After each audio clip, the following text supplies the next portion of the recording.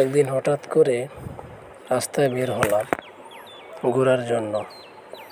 ঠিক দুপুরের স্নিগ্ধকর বাতাসে রাস্তার দুপাশের গাছগুলো সবুজ প্রকৃতি, দুপাশের গাছের দৃশ্য শুধু সামনে যাচ্ছে এবং বাইকের হাওয়ায় চড়ে সামনে যাচ্ছি। গ্রাম্য পরিবেশের এত সুন্দর প্রকৃতি যার কখনো তুলনা হয় না।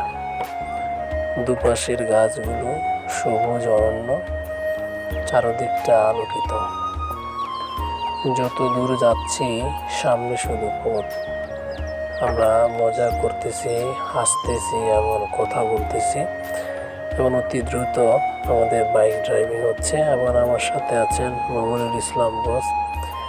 নিজের মনে আনন্দ বেশি ওঠার জন্য বাইক ড্রাইভ করতেছেন হাতের তালি দিয়ে, এবং বাইককে ছেড়ে দিয়ে হাতের তালিতে আনন্দ উপলব্ধি এবং হাসি খুশি সুন্দরভাবে দুহাত ছেড়ে বাইক ড্রাইভ। সুন্দর এবং মনোরম পরিবেশে দুজনে আনন্দ করলাম।